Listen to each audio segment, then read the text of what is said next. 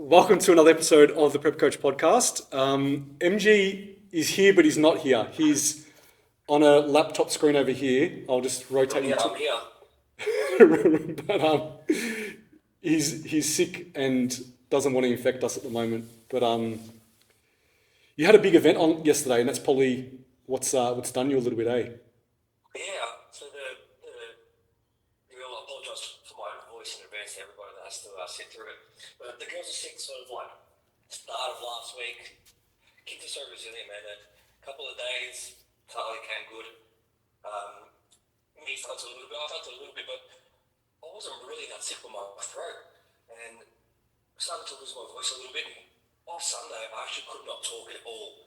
And yesterday, I presented at the giving table function, which is, one of our great friends, Lil, has a business where, money gets raised and given back to mainly women in disadvantaged situations to be able to provide them opportunities that they, may not be able to get otherwise. And, coming from violent homes, there is really no limit to the scope of what the charity does. But, I was opening up that event and talking a little bit about some of the stuff that we do. And the day before I couldn't talk. So I basically, me said just from Sunday, just no talking at all. So I really haven't spoken that much. And I did the worst. I'm betadine, fish lamb, salt water, honey and lemon juice, and it just wasn't really changing. So I thought hopefully I'll wake up Tuesday morning and it'll be better. But it wasn't. I did present and I did apologise. I had a microphone, but I wasn't able to kind of deliver some of the things that I would have normally where, I put some emotion in or my tone goes up and down. Because as soon as I did, it would break. So, from my standards, it was very monotone.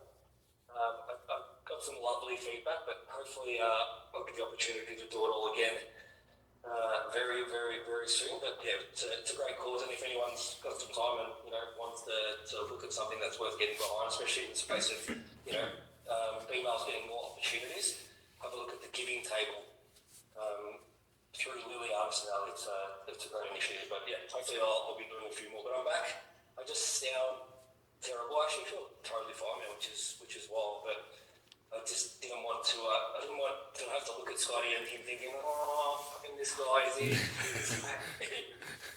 So hey, we can do this digitally. We used to do it so surely that you've managed to make it work. I actually thought we'd do it on the screen, but it's great, man. Great tech. Yeah. Well, anyways, I think it'll all work out in the end. I'll try to do some editing and put you on the screen, and we'll get it sorted. No stress. Good man. Appreciate it. What's going on with you? I don't want to miss out. I know. We don't want you to miss out either. What's been going on with you, Scotty? Much happening? Same old, man. Same old. Just everything's ticking along nicely. Yeah. You got some athletes this season? Season B, mid-year? Yeah, I got Wayne who's doing Adelaide next weekend. So he's doing IFBB. Yep. But he'll do that, and then he'll probably do the Nationals. And then I've got What's that? Wake up, Wayne. Yeah, Wake Up Wayne. Yeah. Yeah. So he's looking really good. He's ready to rock and roll. And then Giselle, who will do the back end of IFBB and then probably do Nationals. And then she'll bridge to do Season C as well. Oh, awesome. Perfect. Yeah, and a couple of others in Season C. MG, you got some people in Season B, mid-year?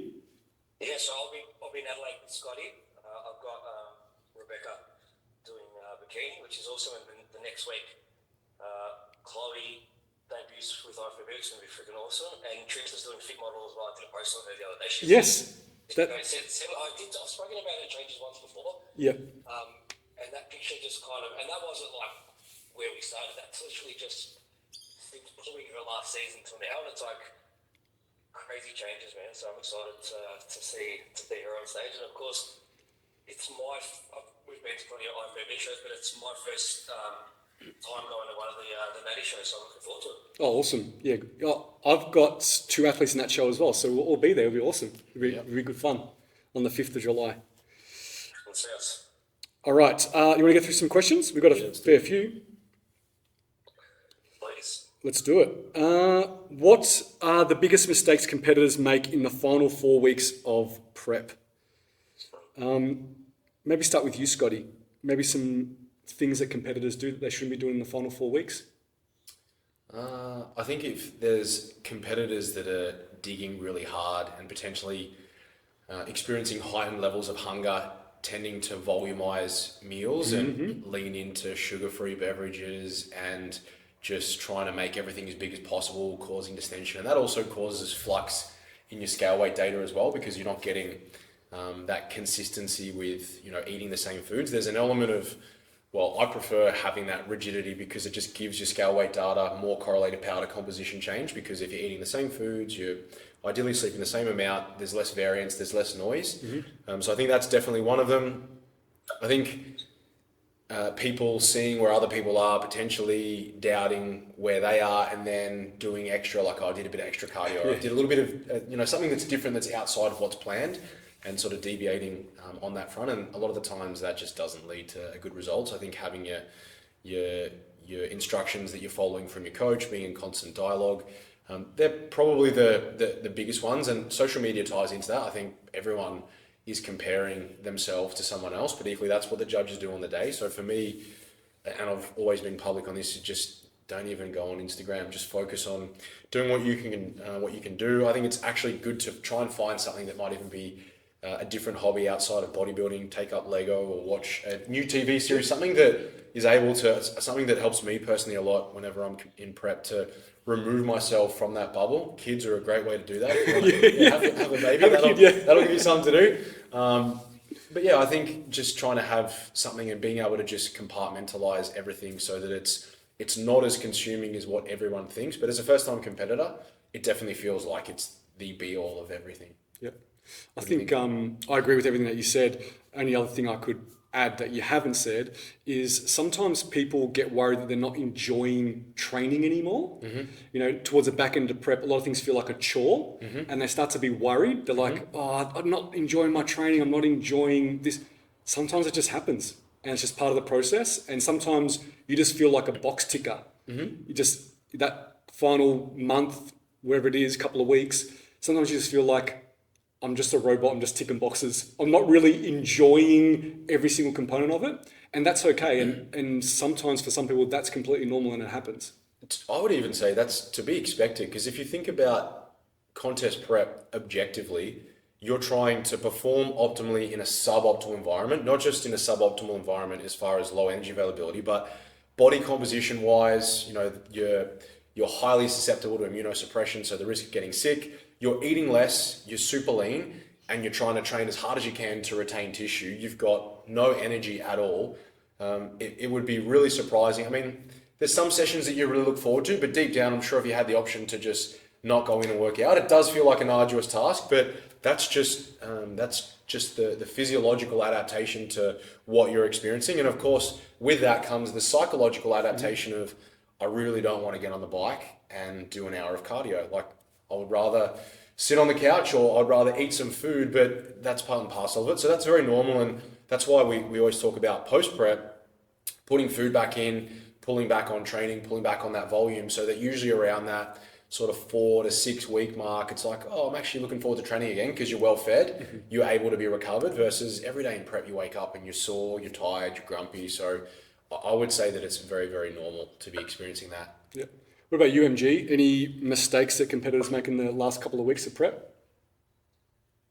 I think Scotty definitely touched on the number one thing for me, which I see all the time, is like people overdoing it and not thinking that it's a big deal.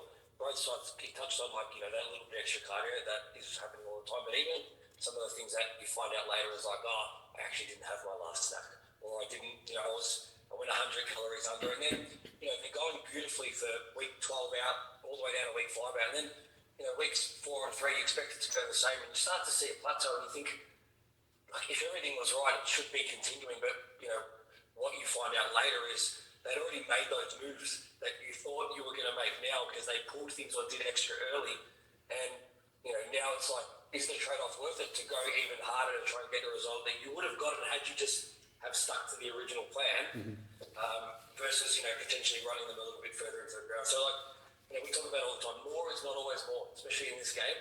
And, when you've been doing it long enough and you just think about how long a prep is, there is enough time. If it's structured well, your coach knows how to plan it, you will get there. That's why I trust the process as a saying exists.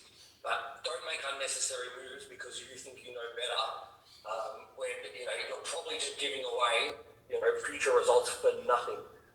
Yeah, I totally agree. You got to trust the process, but also communicate with your coach as well. Because if you're doing things that outside of the plan, then your coach needs to know about it. What is the total volume calculation you use? What's too much? What are junk sets? It's hard to say. It's a bit different for everyone, but there's a band that we normally see within the research is anywhere between 10 to 20 sets on a muscle group.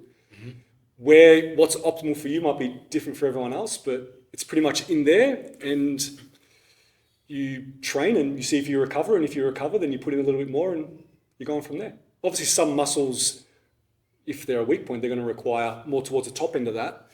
And if you've got things that are on maintenance, you don't want to grow your arms anymore, you don't want to grow whatever it is, you might have it towards the bottom end of that range. But what about junk sets? Is there too much you could do? Is there too much you could do in a workout as well? Like if you try to put all your 20 sets in one workout or something like that? For sure. I mean, it just comes down to what's your periodization model, and also what is the emphasis of your programming. So, you've run an analysis. Is this block tailored around, if it's trying to bring up some weak points, it might be hamstrings are way ahead of where quads are at. Quads need more attention. So maybe you're putting in, maybe your baseline for quads has previously been 12, to 14 sets. And so this block, you're going to push up to maybe 18 sets. But if you're thinking that you're going to go to 18 sets on quads, and you're also going to go to 18 sets on hamstrings and 18 sets on glutes.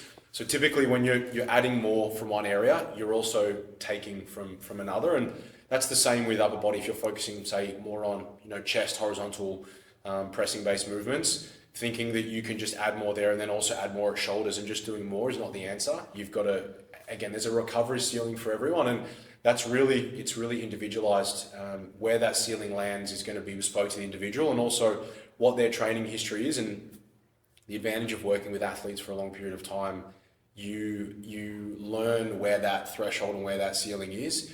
And sometimes you get feedback, and everyone does it in terms of towing the line. We've got a really good result running 16 sets. Let's push up to, we're getting good results. See if we can push up and see where we land at 18 sets. Then you start to get a few niggles, and so it's like, all right, cool. That's not a bad thing, because we've learned something from here, as we know that that's sort of our threshold. And sometimes running that for a bit, and then maybe you'll pull down and then put some volume elsewhere, and then revisit that and almost like allow for a resensitization period to occur. But I think when it comes to junk sets, trying to do 6 or 7 different movements, again, be really intentional with exercise selection, but also I think too many people play around with, this block I want to sub this and this and this out, and I'm going to put this and this in, because variation is one of the principles of training. But in reality, you're going to get stronger by learning, and there's an element of skill acquisition with every exercise. So the better that you become at facilitating the exercise, once you learn how to execute it well, then you can focus on trying to get strong with it. And just because you get to a point, let's say that you're doing squats, 2 sets of 8 to 10, I've been on the same weight for like 6 weeks straight, it's time to change the exercise. Or you could look at adding in a top set and a back off set. And then even then, if it's like, I've been running a top set of 6 to 8 and a back off of 12 to 15, I'm getting nothing out of that. Well, then maybe you run 2 sets of 4 to 6, go more of a strength narrative, and then see how you go, and then revisit a top and a back off. So there's so many different ways you can play around with it. But I think doing too much of anything at the end of the day is always going to cost you. There's certain muscle groups where you can probably get away with it. Yeah. Exercises like arms, isolation, stuff like that, you're not accumulating that same systemic fatigue. But typically, the golden amount of volume that you want is the amount where you can see progression and you can recover from that and then repeat again. Yeah. Is there a point where you're doing too much sets for an exercise itself? So say, for instance, you're doing squats and normally it might be 3 to 4 sets. Mm-hmm. Is doing 5 or 6 or 7 sets of squats just too much? You should spread it over 2 days? Or I would say so, because then you've also got to factor in the stimulus to fatigue ratio. So let's say we're training quads, and if we're talking about squats, I don't think I would ever really program more than, unless it's a power lifter, more than 2 sets. And it depends on the phase, but it would be usually a top set and a back off. And the reason for that is if you do 4 sets or 5 sets of a squat, and then you're going to go and do 5 sets of a hip hinge, and then you're going to do anything else, you're just going to be absolutely, fatigued beyond where you would usually want to be, because the systemic fatigue with an exercise like that is just it's super elevated. So ideally, you would try and split, say, a big squat pattern or an axial loaded squat pattern, and then have a hip hinge on a different day, unless you've got those two, and then you're looking at isolation. So if we were talking about a hack squat, 2 sets, but if I'm then going to go and do a Smith machine squat and then a barbell squat, versus if I do a hack squat for 2 sets and then I might do a Smith machine Bulgarian split squat and then some leg extensions.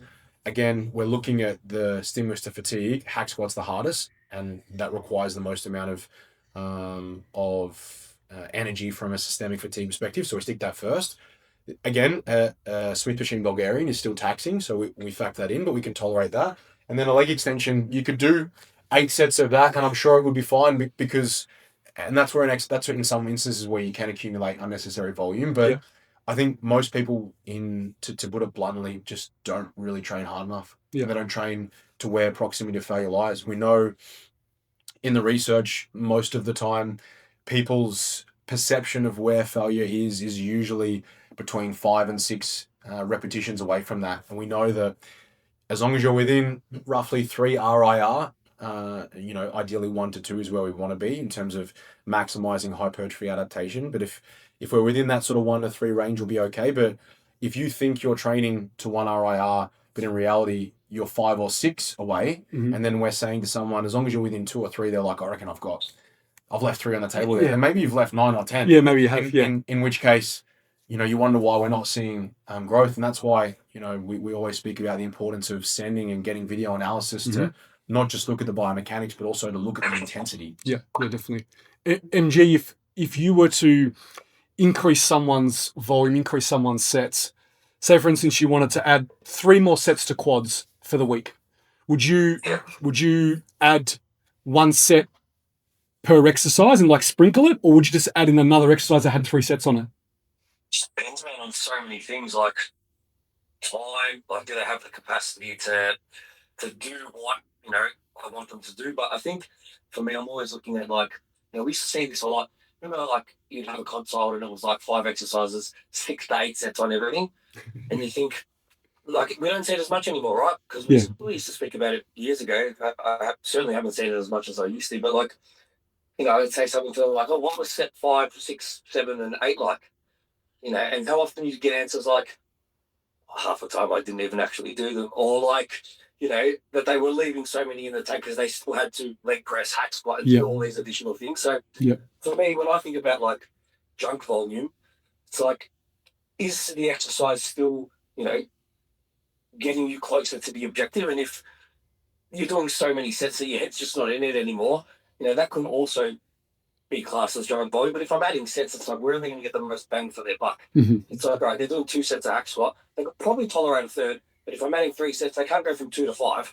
That'll destroy them. So if they're doing, say, 2 sets of hack squats, I might say, let's add a set of hack squats, but change the rep scheme so it's undulating and like squatty set. Have a heavier set somewhere or a backup set somewhere. Maybe I'll add something in that's unilateral, and maybe just make it 2 additional sets, but one of them is unilateral. Or if I'm going to add across 3 exercises, it would typically be like a big compound and then 2 maybe to an isolation. The other thing that I think as well is like where people get confused, or like where, again, let's just always preface it by saying what you need and what the next person needs could be worlds apart, like absolutely worlds apart. Like I've got females who, are doing 10 sets of quads per week because they're just way more dominant in the quads, and their glute workouts are much closer to the 20 range. And then you still get them saying, people saying, what? Why is she only doing that much in quads? It's like, well, if you actually looked at that person's physique and made a good assessment, her quads just grow. If I give her 18 sets, 1, it's going to affect their glutes so she can't recover, and 2, they're going to get even bigger and I've got a bigger problem all of a sudden. But it's like, think about upper body movements like pull downs, and people aren't thinking that, there is bicep in there is other muscles being used, and yet they still want to do 6 bicep exercises on its own, whilst they're already doing, across the week, 8 to 9 different pull exercises. It's like, it's starting to get junky at that point, because you're not counting those as contributing. You're not counting them they are contributing to each other. So again, the span is big, but it needs to be big because everyone's different. Yeah, I think you touched on something, and it comes to the art of coaching, but also the coach understanding what the judges are looking for and knowing how to program appropriately. Because you might be like, oh, okay, every muscle needs around about 10 to 20. All right, we'll give it an even spread, and it is what it is, right? And it's a good training program. It's nice and even, it's nice and balanced. But as you said, if their quads are too dominant and it's making their glutes look small and you need more volume on the glutes, you got to set that program up completely different. Also, too, is like another example is they've got small shoulders. You might take away some of the bicep work because their biceps are making their shoulders look small. So that comes down to understanding what the judges are looking for and what physique you're trying to build, and understand how to facilitate that in a training program in the gym. Yeah, that shoulder and bicep one's a great example. Like, I've got someone who's competing this season who does 3 bicep sets a week because her biceps are big. And I want the shoulders to look as big as possible. So, like, 3 sets is more than enough, because if I encourage them to grow, I'm creating a bigger problem for myself that I cannot fix. Cannot fix. All right, next one. How much body fat gain are you comfortably seeing during the improvement season? I'm not too sure what the context of that is, but there's also another question here. How much percentage up above from maybe what your leanness was at prep, or like to what level? Because I think like certain people look different at the same body fat percentages because they store it. Now, think about a female who stores a lot more just in their glutes but keeps a really flat midsection and still potentially has some abs, versus someone who maybe distributes it more to the midsection. They might be the same percentage as such. It's what he spoke about, scans and the validity of those scans, but you might push one further simply because they're holding it differently as well. Yeah, I think when it says how much body fat are you comfortable in seeing. So I think we'll answer it that way. And there was another question about how do you know when you're adding muscle and not body fat? So when you look at an athlete, do you know how much you're comfortable with seeing, how much body fat you're comfortable seeing before you go, all right, we need to do a bit of a fluff cut here? Yeah, so I would look at 3 things. The first one is visuals, because you will have the visuals of, again, if you've had the advantage of seeing them on stage, you know what that look is. And then you also have the quantitative metrics around what is the scale that is associated with that look. And then you've got performance in the gym and obviously, how they're feeling, so to speak. So if we're looking at they're on stage, you know what that look is, you know where their weight is, you know how shitty they feel. And then in the improvement season, you have an idea of where this athlete in your head, like when it finishes, I don't really want to drift. If it's someone that gets in shape really easy, then for me, I'm okay with them drifting a little bit further, but equally they're the ones that tend to stay relatively leaner in the improvement phase as well. Those that have to really grind and dig, they're the ones that I'm a little bit more guarded with food, and also making sure we're not getting too fluffy. And I think, MG, you made a good point around there's some people that distribute, because we can't spot reduce, some people might look, this person's amazing, you see them with their shirt off, they've got abs, but let's say we're talking about a girl, they're wearing leggings, and that they have a lack of glute ham development. And in the off season, oh my God, I made all these gains, my glutes are huge, my hamstrings have grown heaps, but in reality, that's just where they deposit body composition. And so in that instance, when you have someone that has a lack of a development from a muscularity perspective, I'm usually going to err on the side of caution. When I see that area start to get a little bit too fat, I know that we're then maybe wanting to hold a maintaining period, because as long as food is good, sleep is good, training intensity is high, and they have enough body composition on them so that they are, physiologically intact, reproductive hormones where they need to be, and HPO and HPG accesses are accordingly, then I'm okay with that. But I would want to be mindful of, once I see that look start to deviate, and if they're going, most people it's 15 to 20% is sort of the range of where they're going to hover. Above stage weight? Stage weight, yep. So if we use the example of, you've got a bikini competitor and say that she's 50 kilos on stage, right? And girls are typically going to need to hover a little bit heavier composition-wise than guys in order to restore reproductive health, and again, making sure, like we spoke about, the HBO axis is where it needs to be, and also they're feeling okay, their training is good, their sleep is good. But most athletes, once they've competed a few times, will have a good idea of where that sort of is. Even most athletes, I think you just know this is an area where aesthetically I probably look my best, but I still don't feel 100%. I go a couple kilos more and I know performance is good. If I go another couple kilos past that, performance is really, really good, but I am starting to, drift a little bit further. And that's where, again, context is important. If you're not getting on stage for another 2 years, and I've got an athlete that is, say, 15 to 18 kilos over stage weight, which is a lot, but they're holding, they're at 105, they're competing at, say, 85 kilos, they're 20 kilos above stage weight, but training performance is incredible. We're still 2 years away. Life's good. They've got balance. They're really enjoying it. As long as they're not going 21, 22, if they're holding in that territory, I've got someone at the moment, he's a classic guy, and he's probably about 18 kilos above stage weight, but he's cruising. He's gained maybe 500 grams, I reckon, in the last 6 to 8 weeks. He's just holding that territory, but everything in the gym is going up. Performance is great, sleep's great. So all of those markers tell me that we're not seeing an increase in body weight, but it doesn't bother me because I know that he's getting stronger. We're doing all of those things. And then when we do decide to run a tidy up, it'll be probably 6, maybe 8 weeks, and it will be close to 10 kilos. And then it'll be like, bang, reset, and we're good to go again. And they're usually the ones that drift a bit further, you can pull back. But if you've got someone, and there are some guys, in my experience, it's usually females that if they get a bit too far away, then you really have to run a solid tidy up. And I don't like doing that because then you're just wasting time when you could be improving. So I think it's better to stay within those parameters. And then if you run a tidy up, you're running mini cuts as infrequently as possible. Yeah. MG, I know the question says, when are you comfortable with the amount of body fat? That's the coach. But do you find that where the coach is comfortable, where the athlete is comfortable, can be a little bit of a different story? Specifically with females, we're talking about their comfort level with their body fat is different to... I was just going to say, while we're keeping with the theme of what you said in the last question, it's where the coaching comes. It's like there's a point at which for some athletes, it's actually detrimental to their association with, the sport. And sometimes, you might be totally happy with where they're at. You think they look perfect. But you can see in their check-ins week after week, their motivation's dropping. Yeah, their strength's going up, but they were excited about that, in the first 5 months after the show.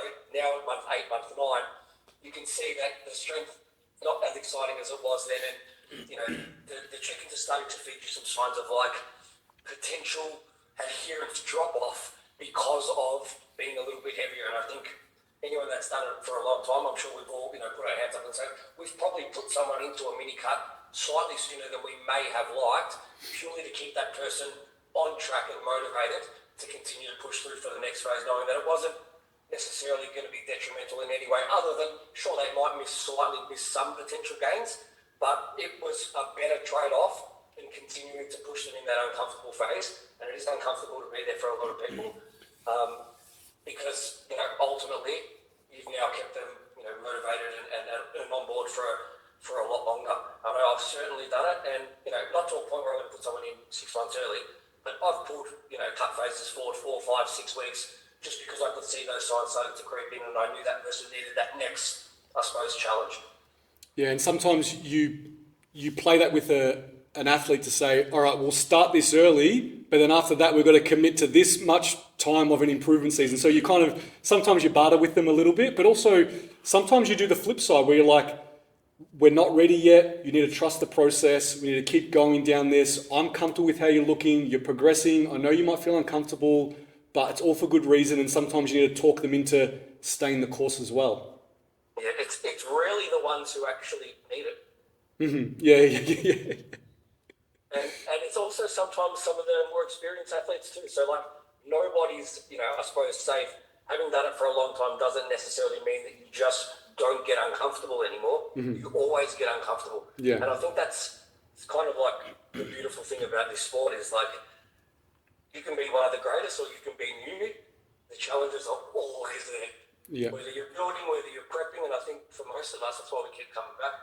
Yep, I agree. Change of pace. Any tips of improving mobility for men's posing? I know you've got some tips up your sleeve, Scotty, with some mobility stuff, specifically for the men? I think it's I'm probably thinking more around the men's physique guys where there's a lot of rotation of the posing. So anything thoracic extension rotation. Yeah. So there's a lot of that stuff that we employ in our classes here, and a lot of that stuff is the stuff that I give to my physique athletes, but anything where you can mobilize through that T-spine, because with men's physique, it's all about, and there's nothing worse than you see a men's physique competitor and they do that and they just are so rigid and square versus they just don't have that ability to rotate. And it's that rotation that really showcases, and when someone's really lean, you can see the iliac crest and you can see all of the detail through the serratus and the obliques because they're able to showcase that. But I think it's important for not just males, but for every athlete to employ mobility sessions. It's something that everyone gets lazy and lapsed on. It's something that I was actually talking to Normie about last week. I was like, we used to do mobility twice a week. I'm doing it once now. We need to bring that back on the Saturday mornings. So it's something that you just have to prioritize. No different to, you wouldn't miss a push session. I think you're rarely going to regret that. And it's easy to maintain good mobility than it is to let it go and then have to try and get it back. Yeah, that's sometimes it's worse. And you'll find that performance-wise, you'll usually see some carryover in those movements too, because the heavier you get, you see some changes in postural position as a result of that. Potentially, you're not depositing stress where you originally are intending for it to go. You get overcompensation. So I think mobility is very underrated. Different question. Would you consider a guest pose for Season C show? MG? A guest poser? Absolutely. Maybe C-Bum might want to come down just to do some guest posing? I thought you were talking about MG. Like, You're doing some posing. If that's an invitation, I'll start my thoracic mobility now. But I think having natural pros, guest pros, I think the sport should start doing more of it. So I think yes. I think it would be a great thing, and I think if it starts to become the norm, how else are we going to elevate pros in natural bodybuilding if we don't even give them the opportunity to showcase in a setting that's not just competing, So I think it would be a cool thing. I think Scott Nelson did a guest pose recently. The WBF. The WBF, yeah. So, like, for example, you do it for both. Like, you get a gun bikini pro. Like, just say, for example, you get Nick Hunter to come and guest pose for Season C, open up the show, bodybuilding, all the bodybuilding crowds there, and then you get an elite, bikini or swimsuit pros to come and open up show too, and do a guest pose. Like, I reckon that's a great way to kick both shows off. Yes, especially if maybe that pro is competing that season, maybe at the end in the nationals or in the pro show. Get them to whatever state they live in. Just get them to come. They're going to be a couple of weeks out. They're going to probably look pretty good. Yeah. Get them to come in. And I just think it's no one's obviously you spoke about Scotty, but it's not something that's common and happening regularly. But I think that's a great, like, as a pro, to be able to showcase that. And I think what you just said there was a great idea. If it's your home state, you get a good pro from the home state to come and represent the state at the stage. I reckon that's a great idea. Yeah, and the federation covers the spray tan or whatever for them, and just puts them on the stage. Might be some free monsters. Yeah, there might be. All right, last question to finish it off. Do you ever see yourself not training like a bodybuilder? Eventually not training like a bodybuilder? Like doing something different? Would you ever just... Short answer? Absolutely not. Absolutely not. You, Scotty? I've dabbled in some other things, like through the gym and doing some more, I suppose, athletic. And remember, I was running for a little while, ages and ages ago, and I don't see myself doing anything but training like a bodybuilder. Yeah, how about you, Scotty?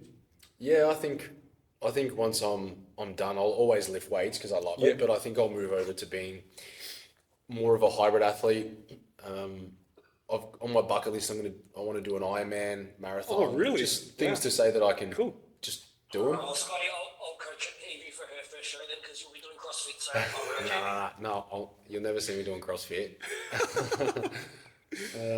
But yeah, I think just more so from a health perspective, knowing the benefits of cardiovascular wise, like I want to live as long as I can, and eventually when my kids have kids, I want to be jacked par, you know what I mean? But I want to be able to be more aerobically fit. I wouldn't say that I'm unfit now. I still do a little bit of cardio, but I won't have any benefit walking around at 100 kilos if I don't need to. I feel my best at like probably 94, 95, 5 kilos lighter, but also go back to what we're talking about. Yeah. And I look a lot I think I look a lot more aesthetic at that weight, but what I can do at 100, 101 versus 94, 95 is very different. Yeah. So for me, that trade-off is worth it. And also just to not have to always eat, because I don't enjoy doing that all the time. I think for me, I would never step in a gym and not train like a bodybuilder, if that makes sense. Yeah. So I wouldn't go in a gym and start doing Olympic lifting or something completely different. Start doing battle ropes or something, right? Or sled pushes. If I was to walk into a gym, I'd train like a bodybuilder. But maybe, I don't know, maybe I might do some, like a hobby sport. Maybe if it's a team sport, just so like you go and you play a game or you go do something and there's also a training session throughout the week. Yeah. Maybe something like that, but that's outside of the gym. I'm not stepping into the gym to do that specific thing. So I don't know if it's like... When we retire, we can do an Ironman together, bro. No. You get to swim, I was thinking about like basketball. We'd do some basketball together or... I've had 5 minutes. Yeah. Usually walking into a gym and you've been there and you're like 85 and I just see like that, one wife beat up with haircut, just doing rack pulls. That's what I envision you doing, just doing rack pulls in his mid-80s, like... With the biggest forearms you've ever seen. Yeah. I could imagine. Me just in the corner of the gym, this old bloke in a wife beater with a belt, lifting straps, just doing rack pulls. Yeah. With a little espresso or camacito, just... Yeah, just espresso on the floor. That's my pre-workout. Yes, Yeah. I love it. And then... Just doing a funny story to finish. Yeah, go. Just remembered this and I thought I'd go to front of the boys because they were just this typical MG. So the other night, so the both kids were sick, right? It was about 2 a.m. So Talia had a bit of a fever, so she woke up screaming and crying. She had a bit of a blocked nose. And then Elodie woke up screaming as well at the exact same time. So I run to Talia, like giving the Talia. So both kids are screaming, it's 2 a.m. You're half asleep. The dog gets up and goes to the back door. And we're trying to know that if you want to go to the bathroom, you go to the back door. Because I'm trying to consult Talia, she's barking at the back door. So I run out of Talia's room, I let the dog outside. She goes outside to eat, and then she just starts barking like crazy. I'm like, maybe there's a possum on the fence. Talia's still screaming. So I run outside to get the dog in. It's pitch black. Couldn't find my shoes. She was like 2 steps from the grass. I'm like, fuck it, I'm just going to grab her. It was raining. I stepped in the grass, stepped in shit, right? Barefoot. So I go inside. I go straight in the shower. I mean, why the fuck are you showering at 2 a.m.? I'm like, I just stepped in dog shit. Both kids are screaming sick. And I'm like, is it getting easier? I'm watching dog shit off between my big toe and my second toe. It's 2 a.m. Both kids are screaming sick, and I'm like, fuck, this feels hard today. I was just waiting for you to tell me, and then I realised I locked myself out, and so I just opened the door. I just remember me coming in and like both kids are crying, like, why aren't you helping? Why are you showering now? I was like, just fucking step on dog shit. I'm cleaning the shit out of my toes. Oh my god. Oh, that's typical MG right there. Fuck, it's still again. It was so bad. Love it. All right. Well, it's good to have you here. Yeah, I appreciate you guys changing the format for me, and thanks for everyone for putting up with my voice. But again, all this to you for all the work you do on these bodies, man. Just so grateful to you. No problem. All right. We'll see everyone in the next one. Thanks for all your questions. Appreciate it.